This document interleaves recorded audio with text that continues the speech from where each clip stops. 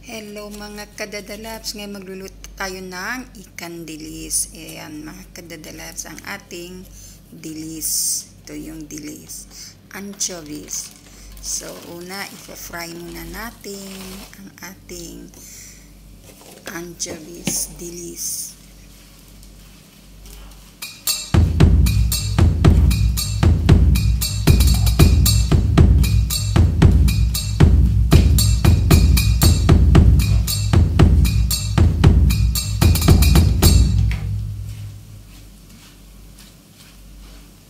So yan mga kadadalas, mahina lang ang apoy para hindi masunog, para hindi agad siya masunog.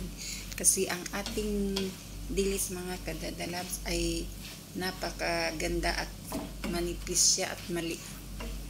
So kailangan ano siya, mahina lang ang apoy at laging minimix para hindi siya masunog at papait ang ating ikan dilis. So, tansya-tansya lang mga kadadalabs. Ayan. So, dagdagan natin ng oil. Ang ginagamit ko mga kadadalas ay olive oil.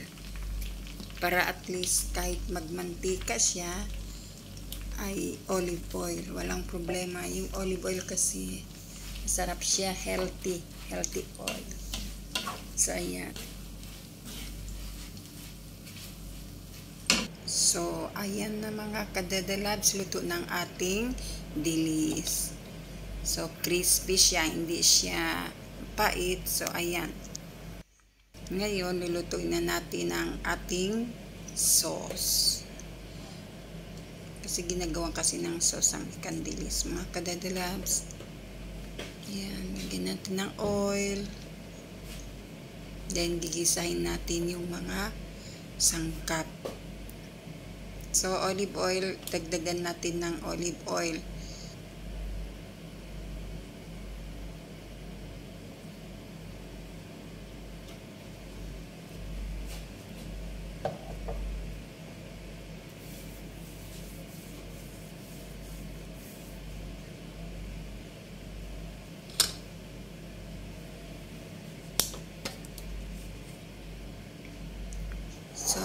So, ayan na mga kadadalabs ang ating giniling na mga sangkap ng ating ikan dilis. So, ipa-fry na natin.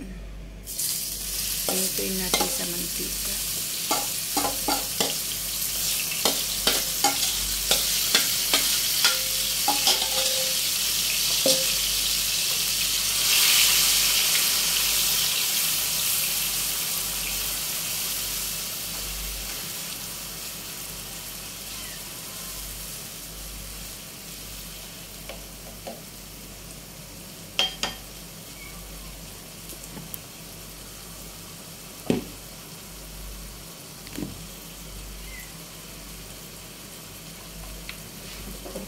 So, ayan mga kadadalabs, dagdagan natin ng chili powder kasi kulang ang sili na ilagay ko at hindi siya masyadong pumula.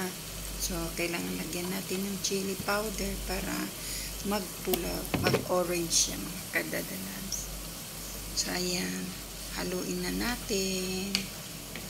So, if you can see mga kadadalabs, nagkulay, ano na siya, orange.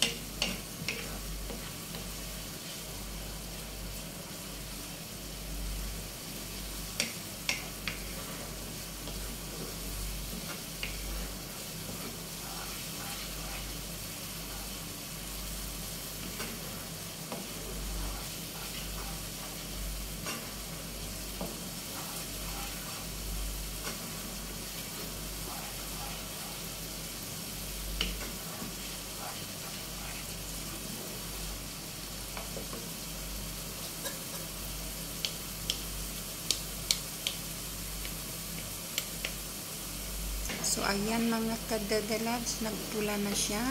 Ready na ang ating dilis para ihalo sa ating sauce. Yan. Crispy siya mga kadadalabs ang ating dilis. So, halo-haloin lang natin. Yan. Kailangan dalawa. Kailangan dalawa ang panghalo natin para ma-mix talaga yung sauce niya sa dilis. So, ayan mga kadadalabs ang ating ikan dilis. Medyo nakulangan ako mga kadadalabs sa sauce niya kasi ang ikan dilis medyo saucy siya. But, in fairness, masarap kahit hindi siya masyado saucy. Next time, gagawa din tayo ng saucy. Itong ikan dilis kasi mga kadadalabs from Malaysia, sa lata siya. Nung ano pa, may young age, ano yan, famous yan sa lugar namin at yan ang laging binibili namin sa barter trade. Ang sarap niya mga kadadalabs sa lata. Delata siya at saka ang daming sauce, na saucy siya at ang sarap. So we try to make it, parang nakuha din natin, kaya lang medyo kulang tayo sa sauce. Maybe next time we can do it again.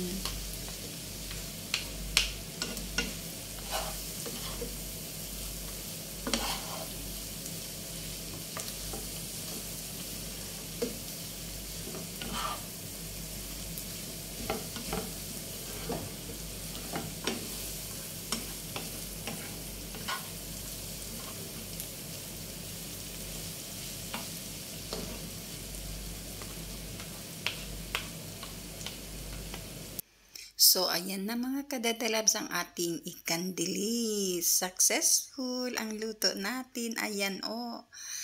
Hindi man siya saucy, but ano siya, parang, yan, kita ninyo mga kadadalabs. Hindi siya dry.